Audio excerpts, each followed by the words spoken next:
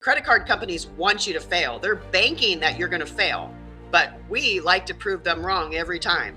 You're never going to be able to figure out the game, but you can play it to your advantage. It's like playing with fire. Fire's good, fire's beneficial, but you really have to be able to control it. We had to learn how to stop trading our time for money and start trading money for time.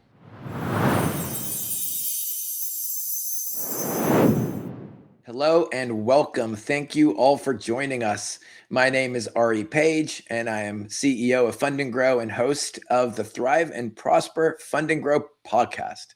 And today we are very excited to have one of our clients, Christy, who is joining us. And Christy does a bunch of different things, but I'm really excited to have her here on the podcast to talk about her experience with Fund&Grow, as well as what she's currently out there doing. So Christy, thank you so much for joining me today. Thanks for having me. Absolutely. So why don't you go ahead and introduce yourself a little bit? Let us know what you're doing, like your company with Three Doors Properties, as well as the investing that you're doing, so that viewers can know a little bit about your background and what you're using funding for. Absolutely. So 2 years prior to finding Fund&Grow, I was forced out of corporate America, which was a blessing.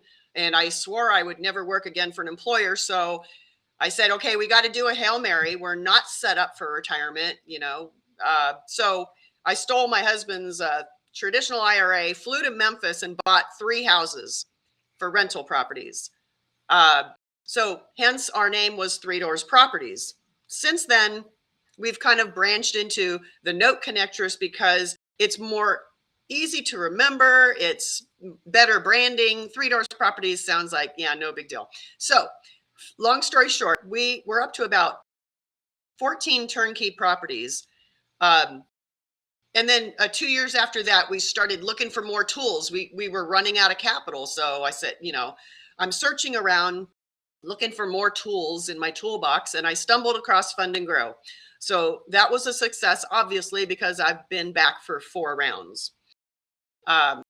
So what I was doing is looking for that 25% down, and then the bank comes in with their, 75 or 80%. And that worked for a while. COVID kind of killed the model. So we had to look for new tools. Anyway, I kept coming back to Fund&Grow because, you have to have various sources of capital to keep growing. And I wanted to keep growing. So, and here we are. After COVID, we transitioned out of rental properties, and now we only own the paper. And we go out and actually find a property that's undervalued, and we do what we call a slow flip or a low hab or a no hab. We turn around and we sell it to a great working family who maybe can't get through bank underwriting, and we give them that seller financing. So you could call it a slow flip, but I mean, we put our own flavor to it. Yeah, I love that. That's very creative. And it sounds like you are very successful at what you do as well, especially considering how much funding you've got and how much you've put that into your business and how you're continuing to make returns. But a real quick question: how did because you've mentioned a variety of different, like using different types of funding. Could you talk about that for a minute? Like what was it like using the business credit card funding and in conjunction with the other loans that you use? Okay, so for instance, with Fannie Mae loans, the investor comes in with, let's say, 20%, and the Fannie Mae comes in with 80. Okay, well, that was a good model. We were going to do 20 properties, which is each spouse is allowed 10 of these Fannie Mae loans.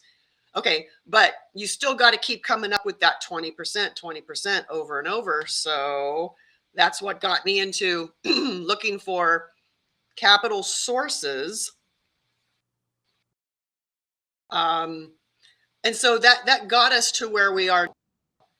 Will we stick model? Not necessarily. Now we've kind of evolved to where we can get private lenders to 100% of our acquisition, which means our returns are infinite. Because if we have little or nothing in, We're bringing in the know-how, we're bringing in the opportunities, we're putting homeowners into homes. So a lot of benefits. And we're also supplying these retirees with a great secured return, first place on a real estate property, and they're making great returns in their hopefully tax-free retirement account. So Roth is, I'll say it all day long, Roth's the way to go. If you can get a Roth solo 401k, that's the cream of the crop. That's our lifeblood. And it's a win-win-win all the way around. Now, this is something that you actually help other clients with. So you haven't only found huge success in that strategy, but now you're actually even onboarding clients and you're helping other people make funding through this strategy, right? Or making returns through that strategy. Right. We like to call them financial friends. We don't do this under SEC. You can't just, advertise, hey, I'm going to get you a great return on your retirement account. That's not okay. We establish relationships with the people we do business with. I was just telling the other gal that twice a year we go on an investor cruise. We cruise with these people and we build trust, and we only do business with those we know, like, and trust. So they've become our funding partners as well. So we may not always have to use that credit card capital. Yeah, it's great to have, and you have to have really good discipline, because credit card companies want you to fail. They're banking that you're going to fail, but we like to prove them wrong every time. Yes.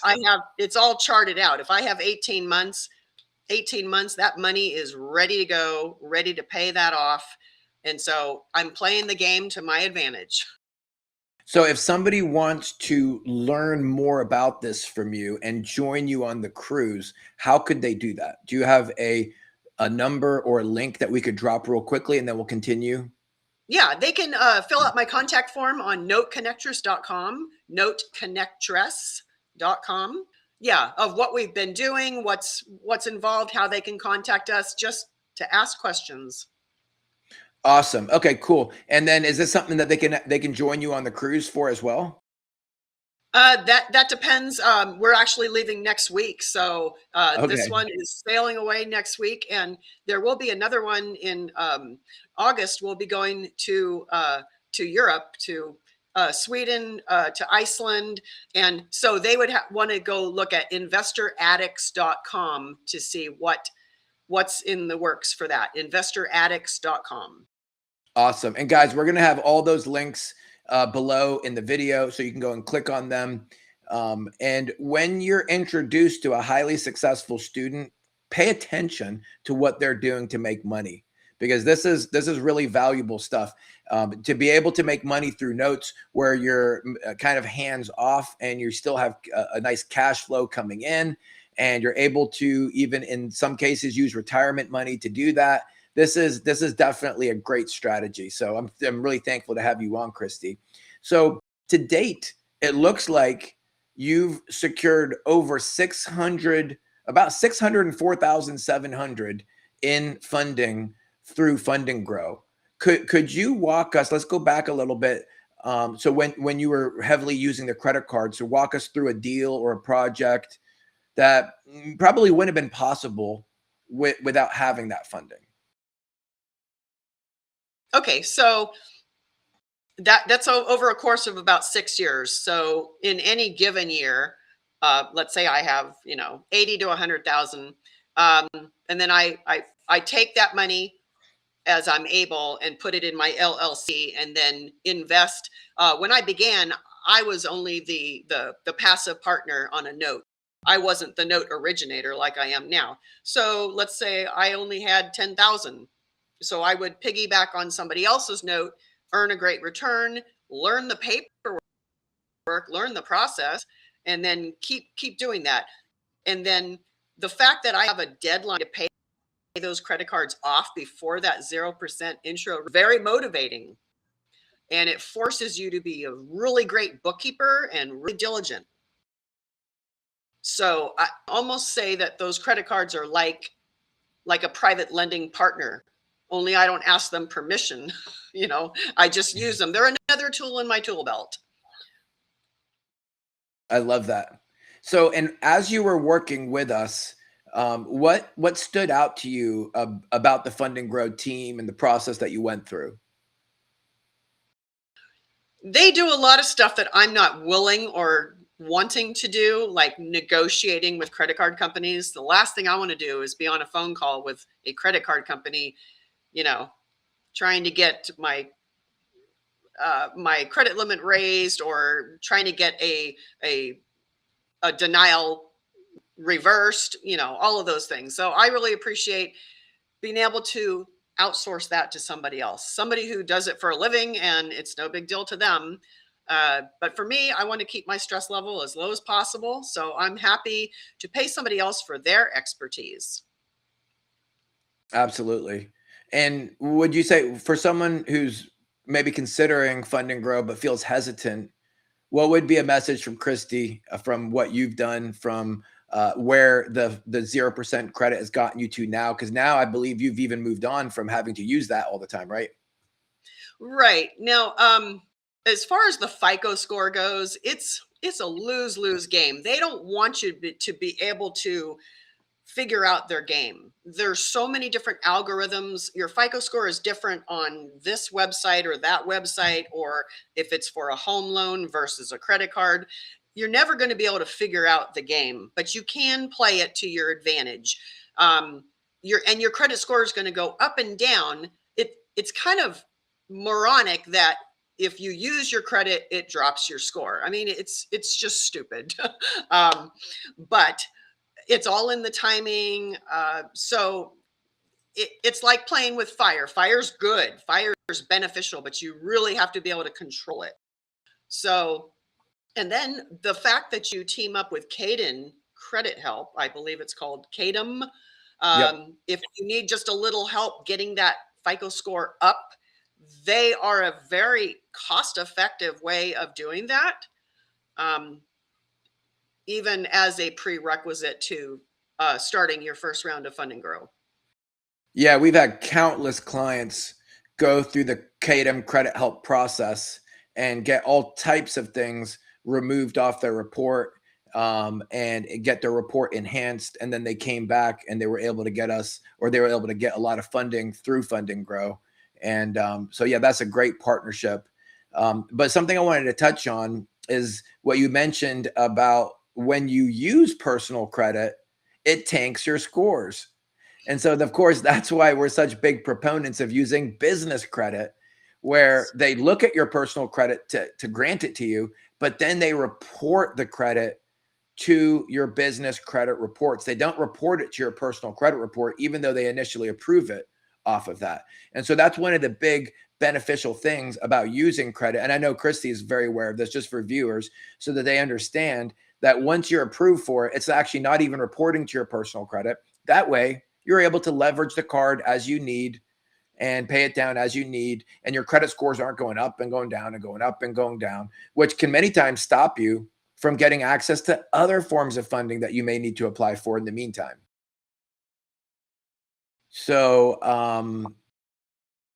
looking back on this from like a lessons learned advice perspective, what advice would you give, Christy, to other real estate investors about leveraging different forms of funding and doing that responsibly? Because you touched on that earlier. It sounds like you're very detail oriented. I'd say, first of all, education is the number one asset that you can get for almost free. On the internet, there's tons and tons and tons of resources, podcasts, mini courses, REI groups, real estate investor groups. I mean, I just say, just start learning as much as you can. And then start implementing some of these tools that you're learning from others, and look at the people who are successful, follow what they do. And did you set up like spreadsheets to track the 0% period of time, like that type of stuff? Yeah, I track that on an Excel, and I'm on it almost every day. It's called my debt destruction spreadsheet. And I love that. I do eventually want to like wean myself away from the credit cards and get more other sources of funding, like the business lines of credit, which is not a little plastic card, but something like a HELOC, Right. A BLOC. Right. So, okay. And that's something that we'll discuss more of that too, because Fund&Grow does that through our loan division called Sprout Loans. We do apply for BLOCs. So we'll talk more about that and see if we can get some of those going for you as well. And those are in many ways based more on cash flow. They do, of course, still look at your credit, but I know yours is excellent. But they look at cash flow in conjunction with good credit and your business credit profile before granting those ones. But they can be very lucrative loans. But sometimes the reason why clients will decline those is because of the overall rates that they charge. Some BLOCs are just horrible. Like even on a HELOC right now could be anywhere between 6 to low 8s, and with a BLOC it could easily be higher than that. That's the downside of that, and the upside of using business credit cards. Because as Christy knows, and as many viewers do, you can use a business credit card similar to the way you would use a line of credit when you use the right payment services. And so they will allow you to fund an escrow account directly. You can pay vendors that don't accept credit cards. It's not quite as easy as just drawing money off, because you have to use a payment service, but the payment service will pay any of those types of transactions that you wish to draw directly off your credit card. Yep. And that's where the education comes in, because one of those servicing companies will only allow you to make a mortgage payment if it's a Discover or a MasterCard. So you kind of have to learn the little nuances to be able to play that game. And yeah, it comes in handy once in a while. I'm happy to pay a 2.5% fee to push off, a $1,500 house payment for another few months. Yeah, that's great. So you've been doing so much of this, Christy. You're a really advanced user, I have to say. You've been through the program so many times. You've built up a lot of credit. You're moving on to using other forms of funding. But looking back on all this, is there anything that you would maybe have done differently throughout your funding strategy, or did you feel that the business credit cards were a perfect stepping stone? Well, when we got started, we were over 50 years old. So, we started from square one, knowing nothing but how to be a W-2 employee. So we had to learn how to stop trading our time for money and start trading money for time. So right now, as we have aged a bit since we were 50, we're no longer really bringing in a ton of LLC money, taxable money, which is what the banks want to see. Most of our income is tax-free in retirement income and returns on all of our notes. So that may not be a scenario where the banks want to keep giving us more and more credit. Okay. But it has gotten us to where we are now, where we can attract the lending partners who say, hey, I have retirement money sitting around doing nothing and I don't know what to do with it. So then we can give them a resource to make good returns without them having to get on the cruises and the conferences and learn all of this that we have taught ourselves for the last several years. So our goal is to get 75% of our income tax-free. That's the goal. That's an so this awesome was a goal. good stepping stone. Yeah. Yeah, and that's an awesome goal. And again, I want to remind viewers that go to the link below and check out what Christy's doing. And you can join her on the noteconnectress.com. And you can learn about what's going on and see what potential options there are for you. And you might even, if you're lucky, be able to join her on one of her upcoming cruises and talk directly to her so that you can learn how to do exactly what Christy and her husband are doing. And I don't know if I said that the right way with the way that the FTC views that, but hopefully I got that right. With your investing, it sounds like you've been pretty aggressive in moving forward. But how would you say that you balance like using the credit aggressively while also staying financially disciplined, considering the 0% time frames and the different interest rates with other forms of loans? How would you say that you've made that balance? Okay. I will say that I've probably used the system to its maximum benefit. And now I need to transition more into people resources, private lenders. Because obviously there's a expiration date on those 0%. So you have 12 to 18 months to get really aggressive in getting them paid back.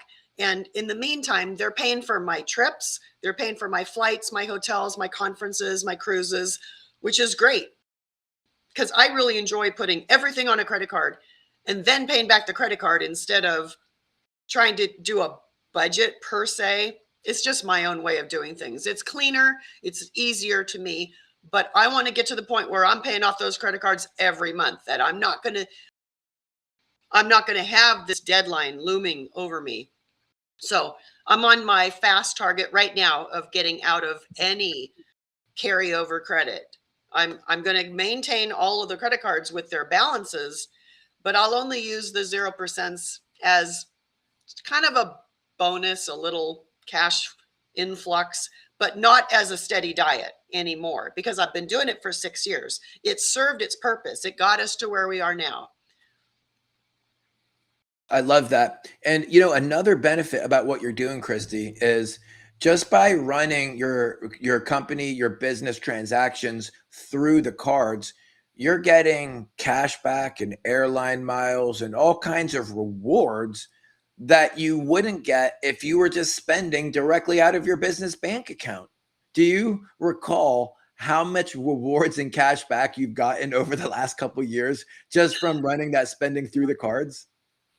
Yeah, I honestly, I have too many credit cards and I didn't focus on those points until just recently. I built up a $400 cruise credit on one particular credit card, and another gave me a teaser of 75,000 bonus points. So I I focused on that card until I got the bonus. That's fine. Some people spend a lot of time, playing those point games. It just wasn't on my radar. I'll take it when I can get it.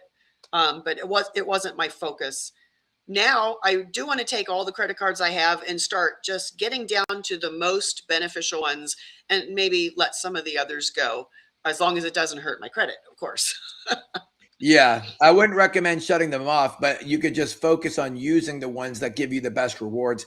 Like I can tell you, last year alone, I got $14,000 in cash back from just running expenses that my business would have been paying for, running them through business credit cards instead. And I don't care who you are, getting even 1,000 or 2,000 or 5,000, especially $14,000 of cash back. And that was just from the cash back cards. Some of my cards are airline mile rewards. Some of them are other forms of rewards. And I love using that. And I'm not like a big points hacker type person, but I will run them through a card because of the various benefits you get. For example, like if we happen to be working with a contractor that doesn't live up to their word, you know how easy it is for us to turn that card over and call the number on the back and initiate a chargeback and get our money back? See, that's a form of asset protection that Yes. we can do on different jobs. Let's say you're putting a new roof on a flip and the roofing contractor just skips out on you after you've put the down payment or paid for the whole thing, God forbid. Instead of having to argue with them or go to small claims court or go back and forth with them, the bank becomes your enforcer. You just call the bank up and they reverse the transaction for you. And so not only are we earning cash back and rewards and miles, we're also implementing a form of asset protection on each given purchase. And so these benefits are really, really powerful. And other forms of loans actually don't give those benefits. So these are some of the underspoken things that people just don't realize come along with, because when they think of a credit card, they think of like, oh, bad debt. Credit cards are bad debt. They don't realize that you can use it like a line of credit, that you're going to get cash back from it, that you're going to be able to use it as a form of asset protection. And so this is one of the things that Fund&Grow does. We're educating our clients, and we have a master class that people can join, and they can learn more about that. Christy mentioned, she emphasized education being so important, that we love educating all of our potential prospects as well as our clients on all the different benefits of using business credit cards. And we're also big proponents of using all the forms of leverage that are possible, of DSCR loans, of hard money, business lines of credit, private money, even SBA loans, as horrible as they are, when it makes sense. So yeah, you could say in our case, we've actually used credit to fund our retirement, because it goes through the LLC and then it flows straight to my solo 401k, which is building up my retirement. So, and those retirement accounts, they need to be funded every year. So it's a big yeah. flow. So Christy, what is next for Christy, the note connectress? What is your next chapter looking like? Okay, so we've already got 2 houses this year that we purchased below market. Already this year. Wow, that's awesome. Yes. Congrats. Thank you. It's really exciting because now I'm a note don't say a note originator. That sounds too official, but I am a note creator. Okay. So we actually bought the house and turned around, put a homeowner in it. We borrow for 20 years and then we resell on a 30-year note. So a private lender is getting a great note and we have a great buyer. We're keeping the arbitrage. And so we're just going to keep stacking those. And as long as I can get on a plane and go view those properties and do all the bookkeeping, I don't see any end to this. I don't ever plan to quote unquote retire. I love that. I love your energy and your direction and how you were able to just completely flip the script when most people are stuck in their W-2 job, and you and your husband decided that you were going to pave a new path. And you guys did that. You did it successfully. Now you're not only making money and creating an amazing retirement, but you're going on all kinds of cruises and having a fun time doing that with other investors and with clients. So I'm sure people watching this are probably a little bit jealous, but that's what you get when you buckle down, you stay disciplined. And I know it wasn't all easy. I know you probably had many days where you were figuring out how things worked and it felt, scary, and you didn't know how you were going to do this, that, or the other. But with discipline and with fortitude and with education, it's brought you to where you are today. So I'm really proud of you, and I'm thankful that you were a client of ours and that you came onto the podcast to teach us all about what you're doing. And I want to remind everyone again to go to the links in the video, check out what Christy's doing, see if it's something that you want to get involved in. You could also become the next note connectress or the next person that's funding your retirement through such creative, amazing strategies. So thank you so much for joining us today, Christy. I really appreciate you being on. Thank you.